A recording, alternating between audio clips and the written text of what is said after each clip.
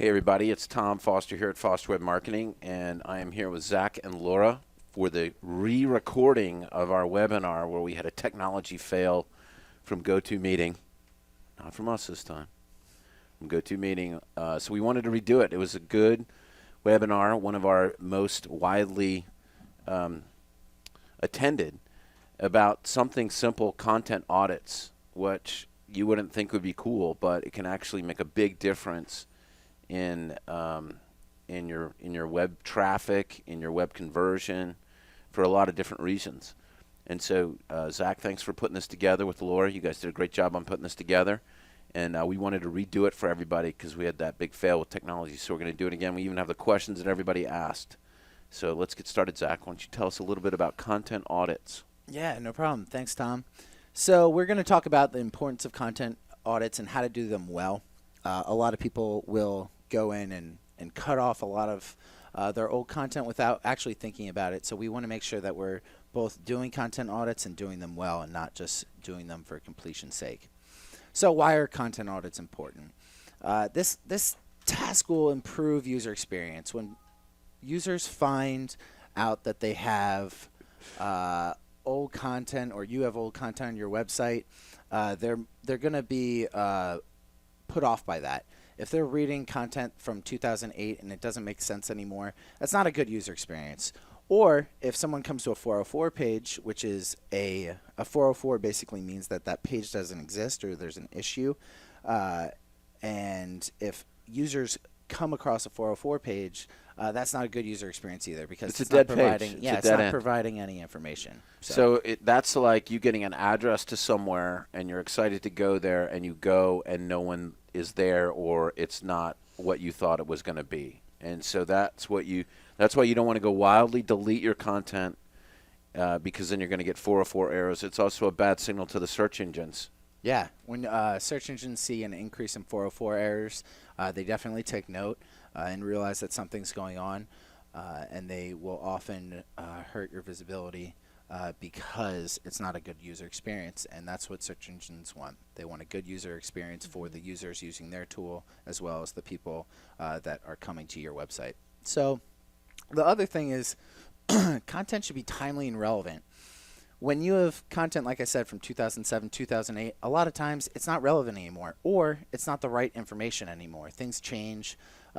Just think about what SEO was in 2008. Definitely a different game now. There's a lot of differences. So you don't want to be providing old information to new people. That will definitely hurt your overall SEO. You also want to be a good online neighbor. So Google will automatically push these old pages or pages that they don't find relevant anymore out of their index. But it takes time, and often it will take a long time for that to happen. If Google sees that you're constantly updating your website on a regular basis and taking care of this old content yourself, they're going to look favorably upon that, and they're going to help you out. Anything that you can do to be a good neighbor to search engines especially, but also to any other website in the web, is going to be a positive for your website and your SEO in general. And then removing pages that might feature old SEO tactics. So 2008, SEO was a different game, a different animal back then. And a lot of things that were done then that were considered best practice are now considered spammy and can hurt your efforts. So you might be cleaning up content that you think is irrelevant, but you also might be taking care of old SEO tactics that could be dragging your site down overall. And this is probably one of the biggest things, is because, you know, as Zach, you said, back in the day being like last year or year before, you know, we all participated in what we call now SEO tactics, which were optimization techniques. You know, we spent a lot of time on word count, anchor text, how many keywords per article, right. A lot of this stuff, right, Laura? I mean, stuff that we were doing to trick the search engines, but everybody was doing it. And Google has just gotten smarter with the changes. Right, definitely. Laura? And you're going to be surprised when you do these content audits, especially if you haven't done one thus far and you've had a site around for a long time, at how many pages you're going to run into with keyword stuff, titles, and that have nothing to do with the content on the page. It's really surprising to see all of this again. And it's what you might further be surprised by is that a lot of those keywords that you see optimized on those pages or keyword stuffed pages are Definitely. probably the keywords that you don't come up for anymore, which that's the result of, the penguin and the panda and the hummingbird and Lord knows what else they've been doing. Yeah, so I mean that's one of the other big things, and the big question is this going to help my keyword ranking, which is what everybody wants to know, Zach and Laura. Is this going to help their keyword ranking? Talk to me about that. Yeah, so this isn't a tactic that's going to specifically help you with one keyword or another keyword. It's going to help the overall health of your website. So if you think of your website as your body, for example, you might do things to help improve your strength in your legs or your arms, or you might start running to improve your lung capabilities. But this is more like taking your vitamins and making sure that you're putting the right stuff in your body and taking out all the bad stuff. So every once in a while, you got to do a cleanse, clean up the toxins in your body. This is the same kind of thing. It's not going to make you all of a sudden be able to bench press 200 pounds, but it will improve your overall health and make your body feel better in the long run. Like weeding your garden. Oh, yeah. Funny you say that, Tom. So I like to think of a content audit as weeding your garden or being a gardener yourself. So every couple of seasons, gardeners have to clean up. They're removing old plants and flowers to make room for new ones, and they're also pruning existing plants so they can bloom again. When I was a kid, I would have to prune my parents' apple trees to make sure that all the nutrients weren't going to all these apples on the tree. If you cut back a couple of the apples, over time the apples that are left are going to be more powerful or bigger and more nutritious and more delicious. So it really has to do with cleaning up all the junk and the bloat of your website or your garden to leave room for those pages or plants left to really prosper and grow and become everything that they can be.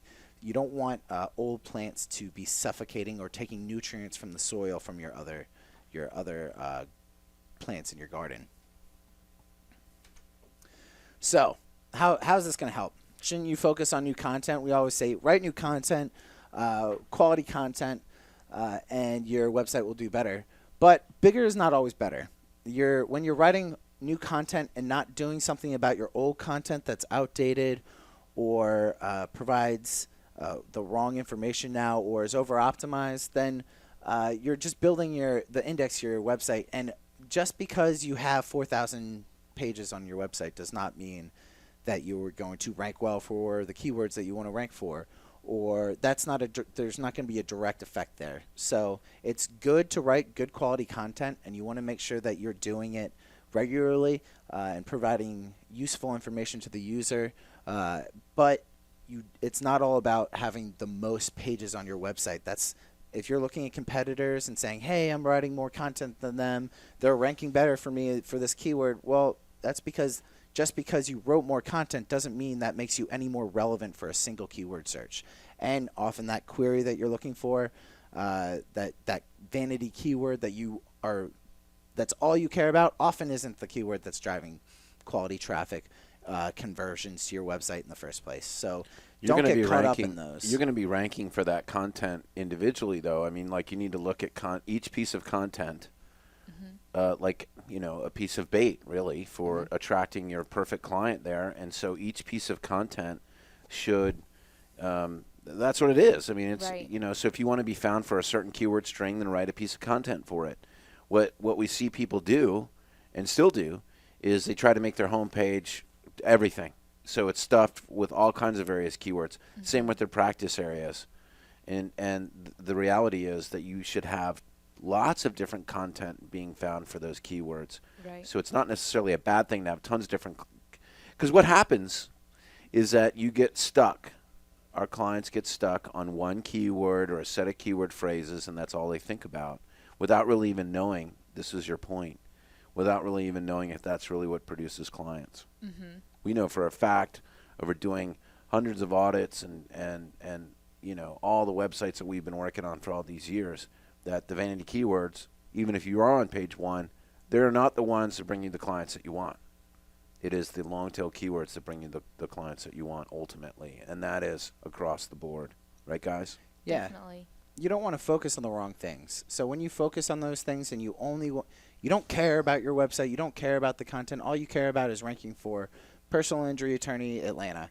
When you determine that that's the only thing you care about and you tell your SEO or whoever else that's working on your website, that's a great way to get them to do shady things to try to make you rank for that. And you might rank for it for a while, but it also might get you hurt in the long run, and you'll come across things that aren't beneficial to you. A client recently we were doing a content audit for, and they had hired a content team to write hundreds and hundreds and hundreds of pieces of content, just taking the town in the surrounding area where you wanted to rank for and adding personal injury attorney to that keyword and having very thin content, and that's all it was. And with one of the pieces that we found, there's a town in Atlanta called Gay Atlanta, and when they went to wanted to rank for every town in the area, it misconstrued what the content was. So it was gay personal injury attorney this location, as opposed to this is what they do and this is the areas that they serve. It totally changed what the content meant. So you want to be careful when you're doing those kind of things to make sure that you aren't creating issues for yourself in the future or saying things that really you don't mean to say. I thought it was a niche. And that, well, a hyper niche. A hyper niche. But the other thing is you're not going to directly improve your individual keyword rankings by this process. It's an overall health of your website. Got it. You want to make sure that you're looking for the whole package, not just trying to focus on the minute details that can get And you before into you go trouble. on here, I just want to say one other thing about it is, we heard that, Matt Cutts, who's in charge of Google Organic, and, going through all the changes of last year, people asking Matt Cutts, what are the tricks? And he's not going to obviously answer you or tell you what to do. His answer is focus on writing content that your users want to read. And it really comes down to that. Mm-hmm. I've joked a few times about I could pull out presentations that I did back in 2005 on how to put content up on a website, and it would be the exact same thing that I would say today. We went through a time period where we're tricking search engines to be found for those coveted keywords, vanity keywords, really only to learn that that's hurting people more than anything. That's not where you're getting your cases anyway. So the lawyers and doctors that stop focusing on the vanity keywords, like Atlanta personal injury lawyer. And what happens too, Zach and Laura, is a lot of times they focus on these things, and they might even be getting found for that, but they don't focus on conversion. They don't focus on what does that page say. Mm-hmm. Or they're actually getting found for that, but it's never a good client. It's other SEO people or other lawyers just looking for them. Yeah. Yeah. So often I hear, I'm ranking #1 for this keyword. Why am I not getting cases now? Right. Because that was never the type of keyword that was going to drive cases to your website. Stop focusing on keywords. That's the last we'll talk about that. But it really is important to not focus on those things and to focus on the bigger picture. Focus on content that helps your clients. Exactly. That answers their questions they ask the most. 100%. Okay, here we go. Now this is the how to do. How do you do it, Zach? Yeah, this is the meat of the conversation. So you want to start by exporting all the pages of your website. For any FWM client that uses DSS, you can do this by using your XML sitemap, and you can find that by going to your domain / or / sitemap.xml, and when you do that, you'll have a list of every page on your website that you're telling search engines about. Most other people who have other websites can get this same list from their sitemap, but if you don't have a tool that is updating that sitemap regularly, DSS updates it every night with every piece of content that you add to your website, then you might be missing out on pages that exist on your website that you're not seeing. So the second thing you want to do is export a list of pages that received traffic in the past year. And you're going to do this by using Google Analytics, or if you use another analytical program like Omniture, it's going to be the same basic steps. In Google Analytics, you're going to go to all pages under behavior, site content. And you can see on the left side of this slide where that is highlighted. So you're going to set the number of rows. Well, actually, first of all, you want to go with a year's worth of data. We recommend a year because that's just a general best practice, but every person you talk to is going to say a different time span probably. Well, and it really varies on how long has your site been around and how long have you been adding content. If you haven't ever done a content audit on your site and you've had one for a while, the best place to start is with at least a year. Yeah. So generally, it's going to be a the year. The first so that's year what we go or for. just the past year? The past year. And you want to make sure that you're grabbing the content from today and yesterday or the pages because you don't want to miss something that you just wrote and it was a good piece of content and you decide to delete it because you weren't looking at today's information. So, that's a great point. So let me just be clear so I understand this. Okay? So the first step is I get basically an inventory of my content on my website. That's what your step one is. And I can do this from my sitemap. Mm-hmm.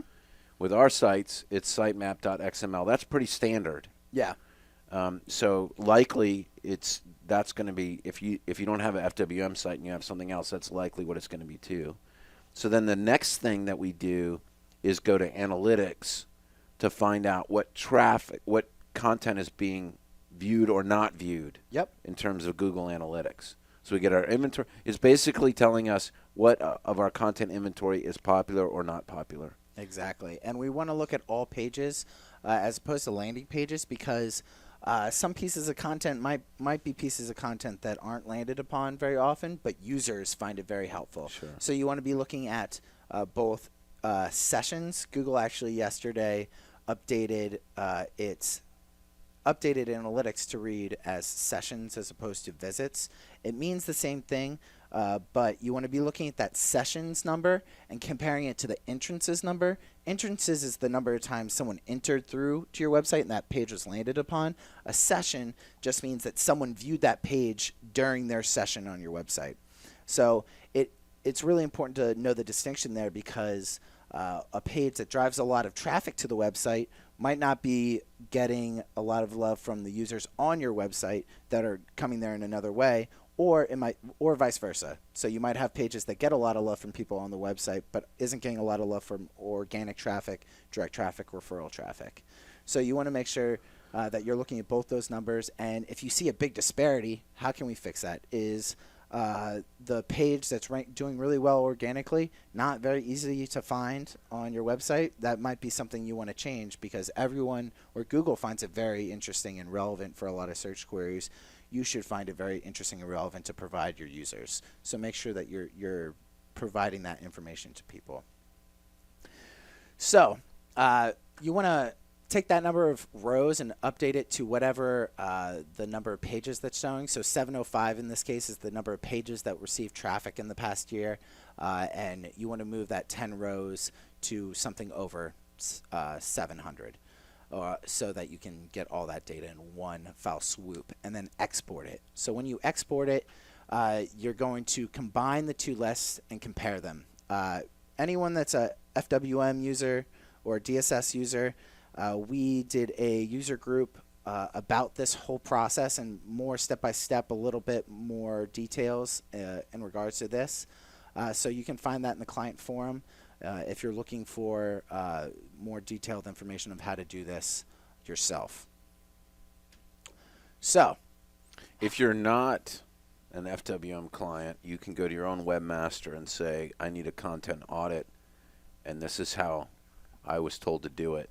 And if they don't know how to do it, we'll welcome you here at FWM because we do. 100%. So how do you evaluate the data? So we have Laura and I created this handy if-then flowchart. It's basically going to walk you down the basic idea of should I delete this page and redirect it to another page, or should I update the content? There will always be exceptions, so don't use this as a rule book. Use it as more of a guide.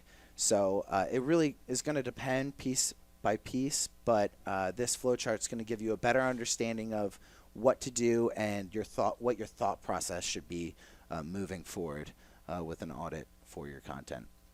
I mean, this is no different than you doing discovery in a case. I mean, you want to, not all of them are the same, but you have a certain guideline of what you do as you're doing discovery. And so this is what we've done is the team has put together a great little flow chart here on if it's this, do this, if it's this, do that, right? I mean, and that's what we're going to go through. So this is a great little tool. Yeah, so the easiest piece of content to determine what to do with is, first question you want to ask, is the content timely and relevant? If this is a piece of content from 2007 talking about a car accident or a law that no longer, the car accidents happened so long ago that no one remembers it or cares about it, so they're not searching for it, and Google doesn't find it relevant for any other queries, we're gonna go ahead and delete that page. It's quick and simple. You know it's old information. It's not relevant anymore. Let's go ahead and delete it. We don't want to provide that to people anymore. Now, when you're deleting pages, you don't want to just delete the page. If you just delete the page, you're going to get 404s, and that's what Tom was talking about earlier. You want to make sure that you're not doing this in a way that's going to end up hurting you when you're doing your audit. So you always want to implement a 301 redirect.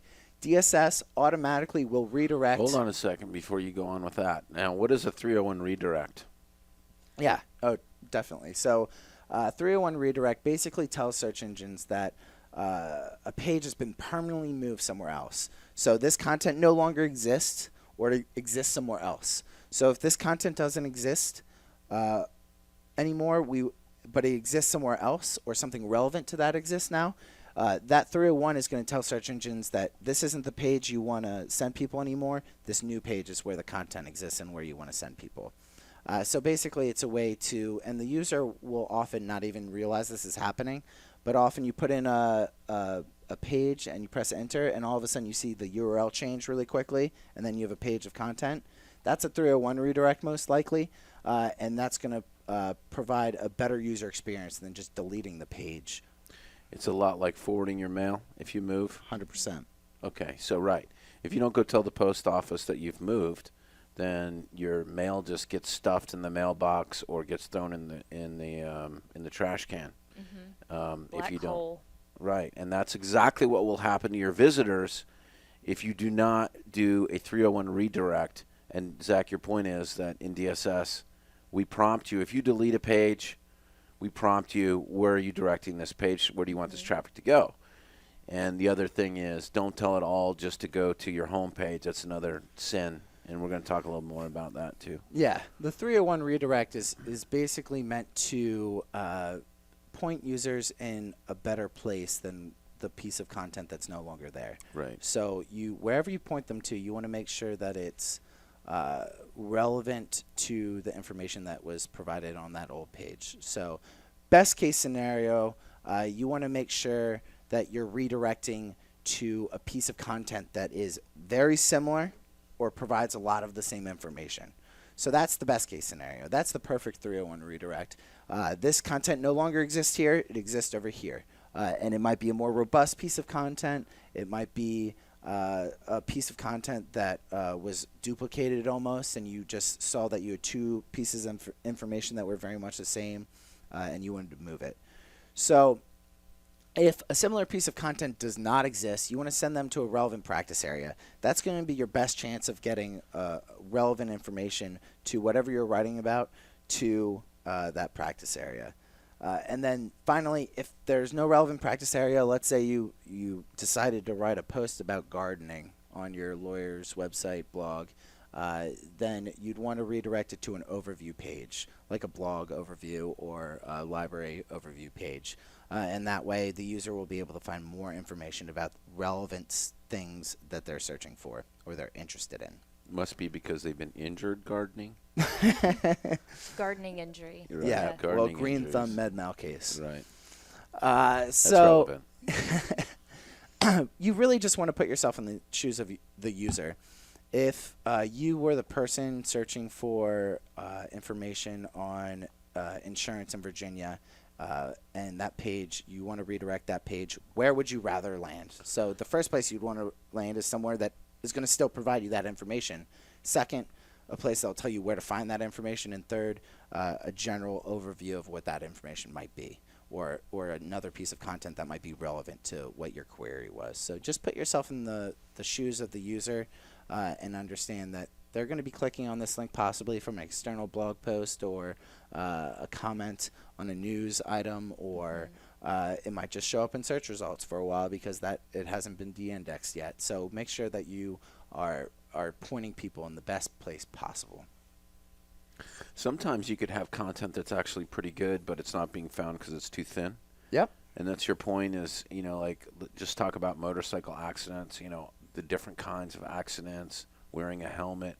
Each one of those particular keyword themes, I'll say lightly, is an attractor for that type of search, but in and of itself it might not be robust enough.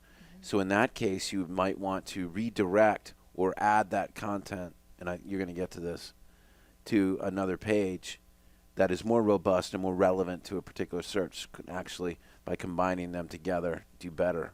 Yeah. Because Google doesn't want you to have zillions and thousands of pages anymore. Right.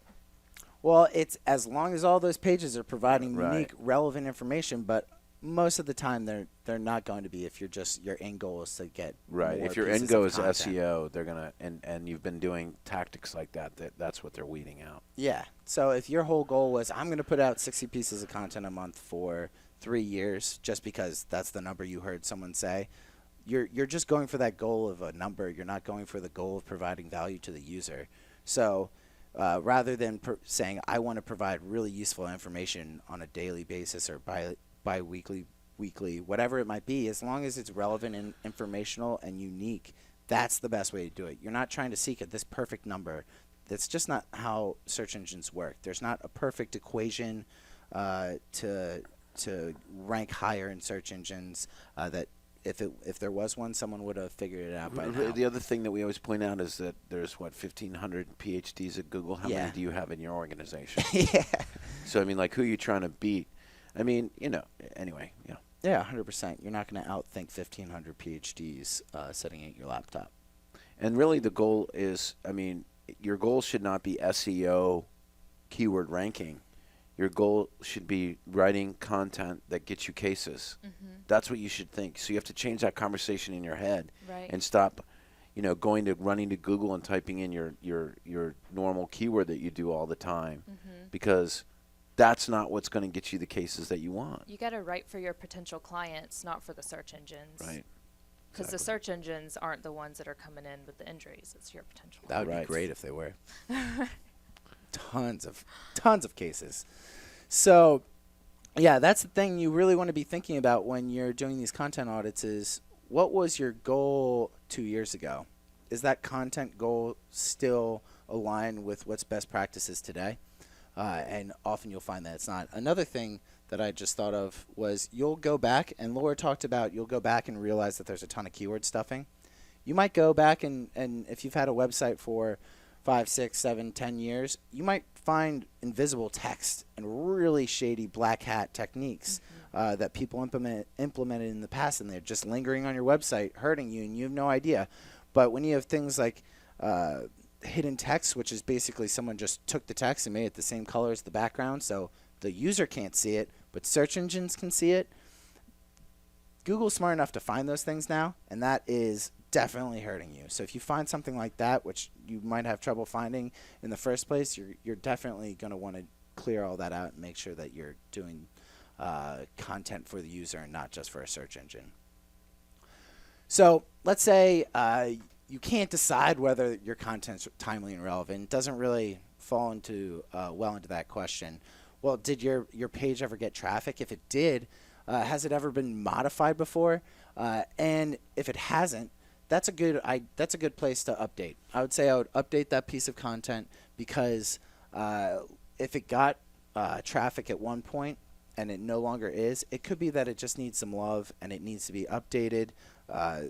More information might need to be provided, because there's other pieces of content out there now that provide more information and better information to the user. So you're going to benefit from updating that page as opposed to deleting it, because there is some authority there that was once there, and you want to make sure that you can try to grab that traction back. Right. Maybe it's, a little bit more relevant than it is timely. Exactly. So bringing it up to date. So when you're updating your pages, there's a lot of stuff that you can look at, but the first place you want to look at is the title tag and meta description. Often you'll see meta descriptions that are keyword stuffed, especially from a couple years ago. Your meta description really should be a good synopsis of what the content is that the reader is going to get to. So in SERP, which is a search engine result page, you will see a title, which is the big letters at the top, and then you'll see a meta description.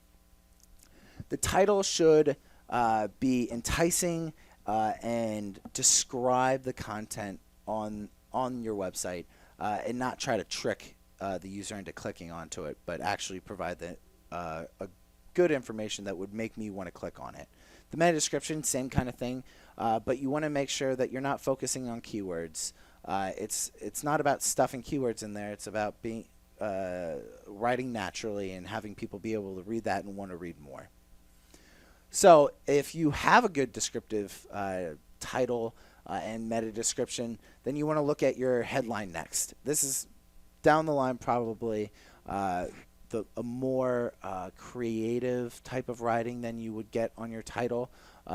Often you'll see from the past the same headline, same title. You want to make sure that you are using broad variations of the two. So if your title is talking about the 10 reasons why people get in car accidents in Virginia, your headline should read something similar to that, but not exactly the same. So how to avoid car accidents in Virginia, a step-by-step guide, something along those lines. It can be a little bit more creative, not as keyword rich often, but you want to make sure that it describes the content below and it makes sense.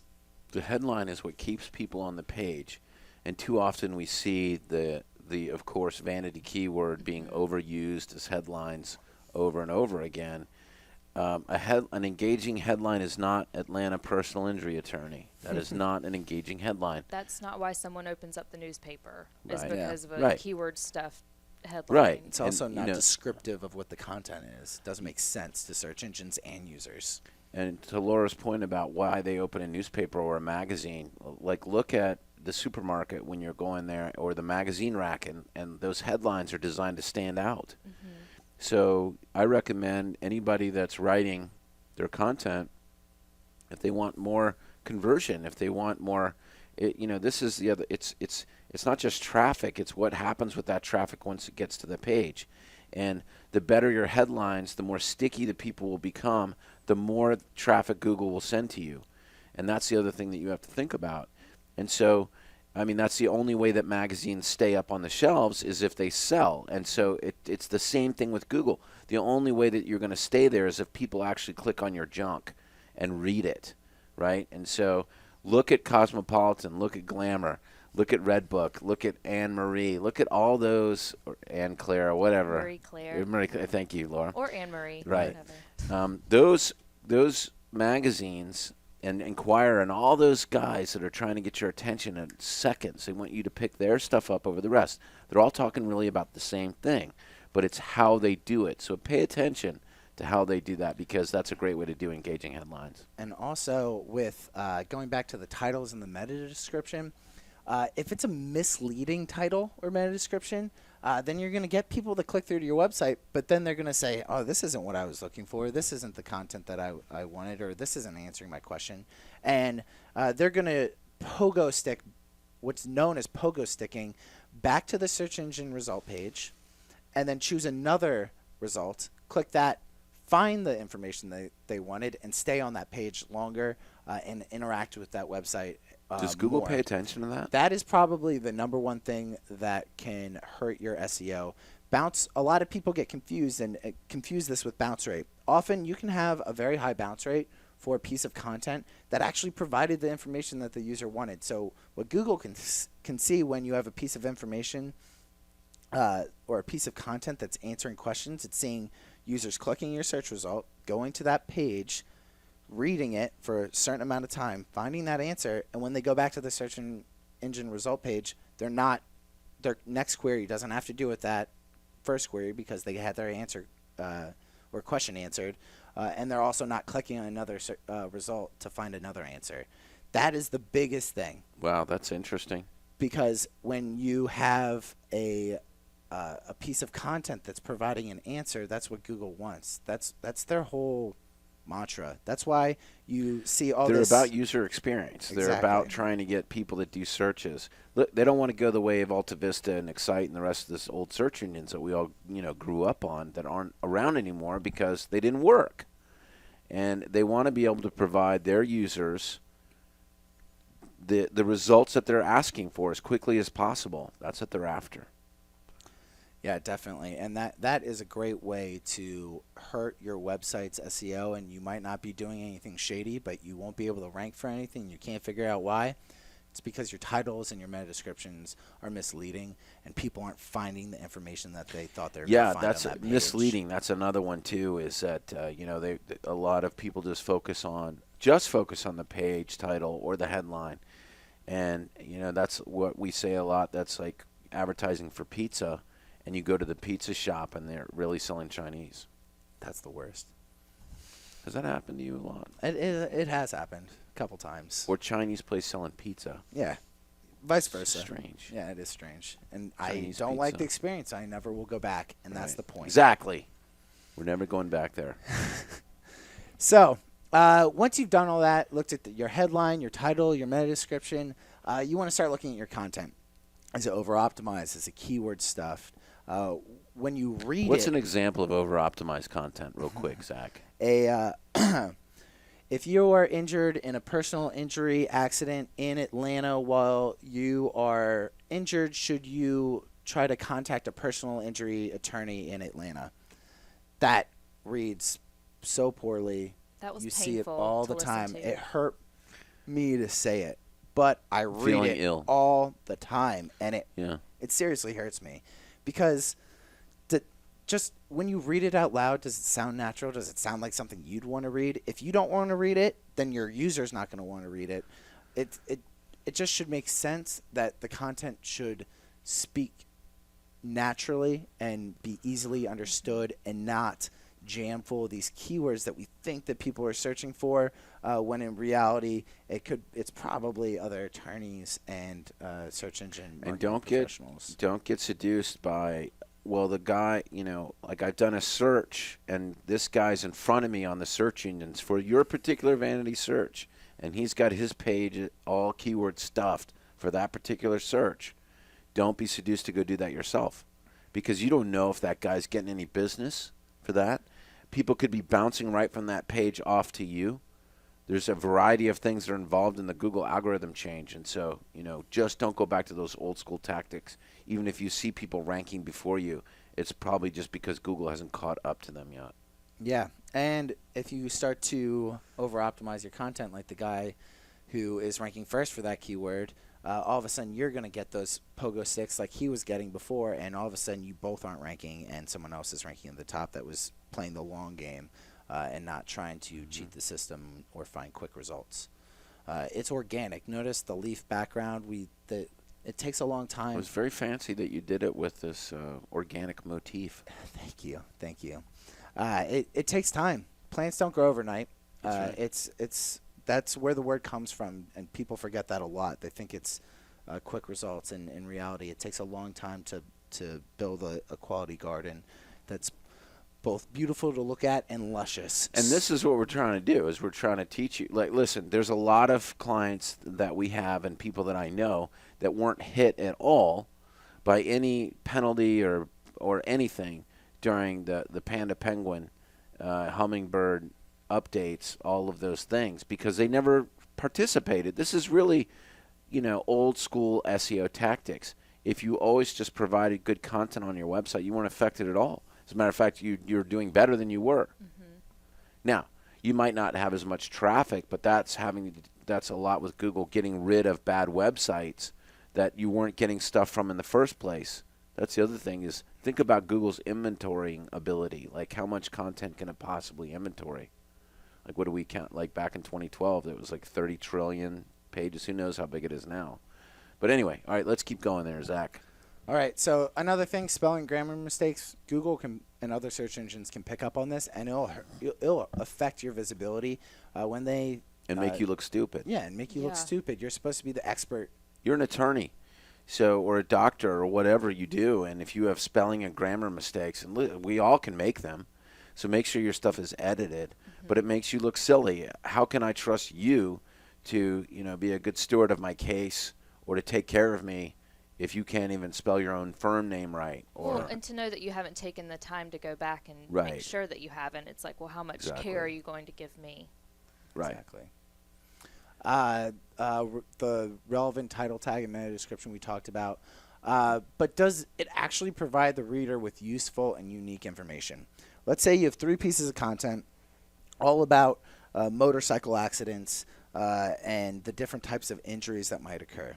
You originally broke out each one of these, and you have skull fractures, you have soft tissue damage, and you have broken bones.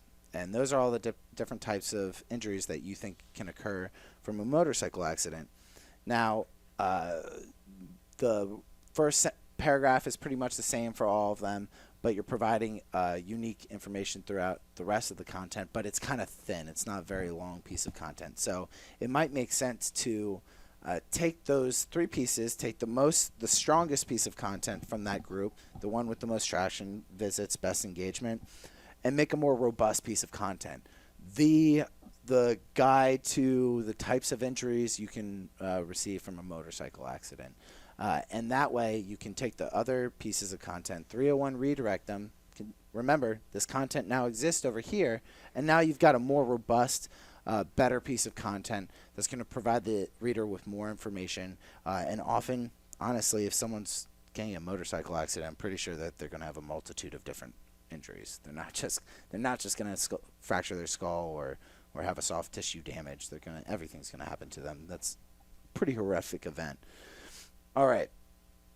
So those are the types of things that you want to think about. These are some resources that can provide you with more information, how to completely ruin or save your website with redirects. This was a blog post from Moz, and basically it's explaining, look, here's a 404 page, which is a page that no longer exists, or there was an error, and this is how you do a 301 redirect, and this is how you do these different types of things. If you have a website run through DSS, the 301 redirect's going to be implemented. You just have to choose the page that you want to send it to. We don't let you just 404 pages. Most content management systems do let you do that, just because they don't really care about your website's success. They just care about the fact that they're providing an open source content management system. Another one, great question to ask yourself while auditing different types of content. This is from Distilled. So if you're trying to decide whether you should delete in 301 redirect, or rather update or make something more robust, or take pieces and combine them, this is a great list of different types of questions that you can ask yourself while doing that process. And then Portent did a 652-step guide to complete a content audit. Who the hell's going to do that? It is 652. It is. We didn't have that many steps. No, definitely not. Our whole process and the way we wanted to describe this was to make it as quick and painless as possible. But keep in mind, this is for the health of your website. Just like going to the gym, just like eating healthy, it's not easy, and it doesn't happen overnight. This is something that you're going to have to do ongoing, and it's not a quick fix kind of thing, but it is useful. You don't want to take too much time doing something like this, but you do want to make sure that you are giving it the attention that it deserves. And that's pretty much it. Time for questions, which I know Tom has. I have some questions from some clients that were submitted. So, Zach and Laura, if time is permitted, is cleaning up the content as important as adding new content? How should I split my time between deleting versus adding new content? Definitely. You want to continue to be adding new content as you're removing old content, so that you're showing the search engines that you're still up to date, relevant. You want to keep your users informed on the best new information, but at the same time, you're cleaning things up in the background, and that's going to help you a ton. It's no different than SEO. Getting rid of bad backlinks, but at the same time getting good ones. Exactly. It's not an either or. It's you got to do them both. Right. And here's the thing: if you've never done this before, it's going to take a long time to do it. Right. You should be doing this quarterly or bi-yearly, just to make sure that you have relevant content and information on your website. So once you've done that, it's not going to be as long of a process, and you should continue to add content. If it's going to be a long process, you've never done it before, continue to add content and do this process over time. Spread it out over a couple of months. Make sure that you're adding content at the same time. If your time is of the essence, or if your time is taken up a lot by other things and you can only have enough time for a little bit of this, make sure that you're adding content 100%, but do this as another process along the way for a couple months, as long as it takes to really clean through. And it could be something that you do regularly every month, and that way it's not as big of a task. Well, it's no different. Let's say you never mowed your lawn, right? It's just out of control. I mean, it's going to take a long time to mow your lawn the first time, but then after you do it, it won't take as long. Yeah, fix a garden that's been there for 5 years that you've never Right. taken care of. Okay, here's another one. So if I attack this project and do 301 redirects to relevant pages, is it okay to delete numerous pieces of content in one day, or is that still a red flag? Yeah, that's fine. Google is going to see that you are doing it the right way, and the fact that you are taking care of those things. If you had 100 404s show up on your website in one day, Google is going to see an issue with that. But if you are pointing people to relevant, good information via 301 redirects, there shouldn't be a number. You wouldn't ever be able to get to that number even if you tried, if you're doing it manually. Okay, here's another one. I was told by someone recently that I should not remove old content because it would lead to broken links and the content remains out there on the web even if I try to remove it. Is that true? So I think that probably was a miscommunication with whoever gave you that answer. And in reality, they were probably talking about the fact that you don't want to leave a lot of 404s, because when you just delete a page, that's going to be a 404. When you delete a page and redirect it via 301 redirect, that's what you want to do. Right. And there will be archived versions of that page. Google has crawled this page in the past. They've indexed it. They can see the content that was on that page, and they can see the content that's on the new page. You want to make sure that you're not saying, "Oh, I bet I'll push this by Google." They won't know the difference. They know the difference. They have the content backup in the. We don't even know how many servers Google has. That's thousands of servers. So, yeah, you want to make sure that you just want to do the proper 301 redirecting. redirect, and you'll be okay. That's the point. All right. Is there a way to remove multiple items, for example, blog posts or library articles, at once using DSS instead of one thing at a time? The problem with trying There's to no. bulk. No. That's the answer, no. Yeah. But the reason why, because doing bulk redirects, people will just redirect them all to the homepage, and that's missing the entire point. Right. That's what we're trying to avoid. It really is you need to take your time doing this. You need to do it correctly, and having the ability to delete, hundreds of pages at once is not going to. It's like this. Here's another analogy. So we move into a bigger house or a smaller house, right? Because we're leaning down here, right? We're winnowing away. So we're going to move into a smaller house. The 301 is saying, I want to move this box into that room, this box into the kitchen, this box into the family room. If you just say move it to the house, they're going to store everything at the front door, and that's not going to help anybody. Yeah, that's good. That's a good one. I just made that one up on the fly. Wow. Yeah, that was great. All right, you guys can use it. Done. Okay. Hashtag awesome. We have 3,000 plus pages on a blog that we need to axe. The pages exist because of repetitive tagging error. 20 to 30 pages created with a different URL, tag URL for each blog post. What are the options? I think the same thing. I mean,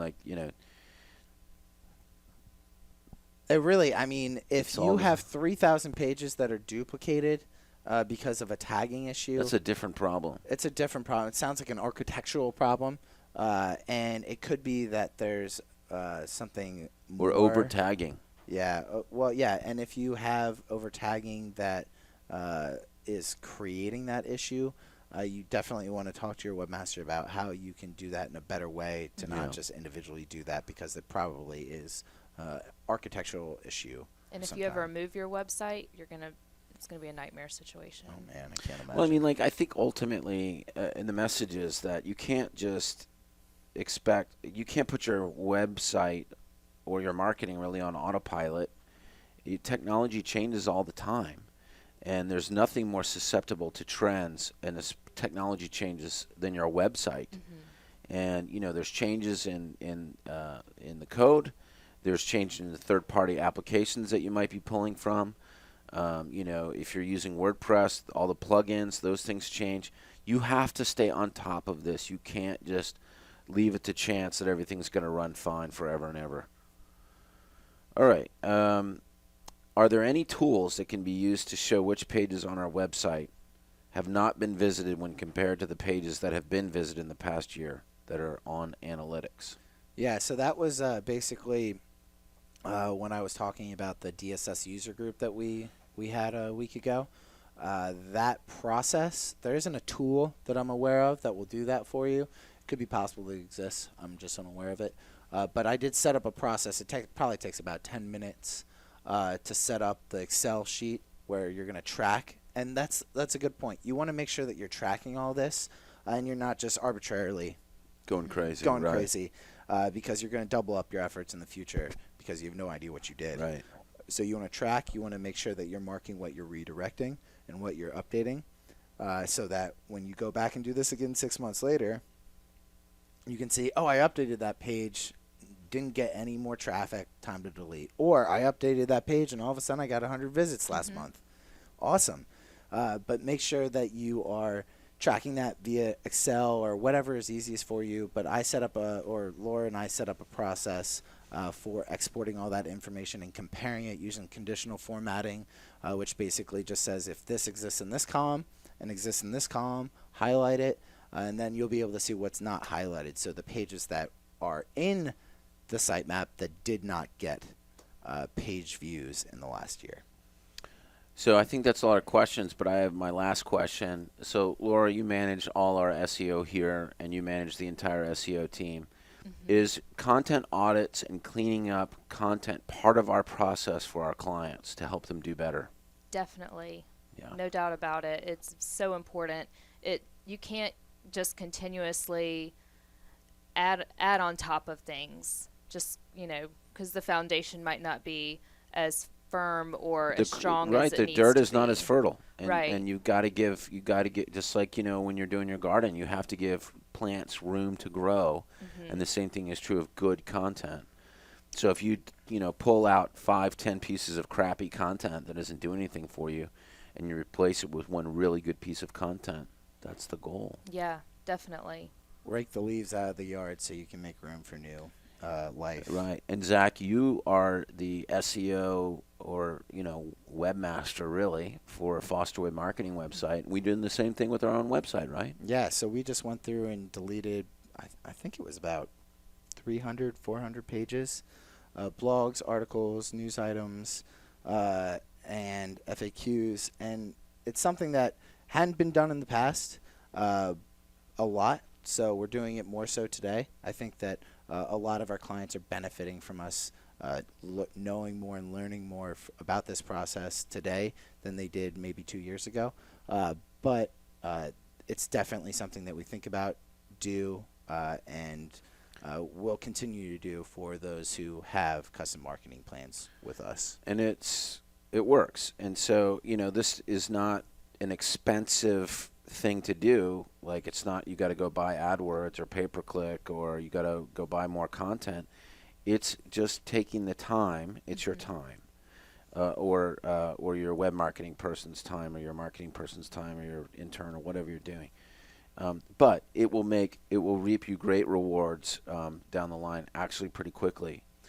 The other benefit that I don't think that we talked about is you think about how does your website get found, or how does your content get found by the search engines? And that's because the search engines send spiders, crawlers, to your website to crawl your content. That's how it knows what inventory is available on your website to serve when someone asks a question. So by getting rid of junk, it also allows those spiders to crawl faster than somebody that has more content than you. Yeah. And so we're giving you a great little secret weapon against your competition who is likely too lazy to do this, especially if they're practicing in bad SEO tactics. This allows spiders to crawl your pages faster, to get those important pages faster. And also often. and it'll also allow your site to load faster. So there's so many benefits to it. So, Yeah. And those 300 pages that you deleted off my site, you did a 301 redirect, right? Yeah. And All you right. wrote all of them. Thank you very much. That was unnecessary. So we'll delete that from the end of here. Okay, well, hey, thanks. This was great stuff, and I think that we covered pretty much everything that we talked about in the first one, maybe even better. But thanks, everybody, for attending the webinar, and we look forward to providing you more really good information, educational information that can help you market yourself better. Tom Foster, Zach, Laura, thanks so much, and we will talk to you guys soon. Take care. Thanks, everyone. Thanks. Bye.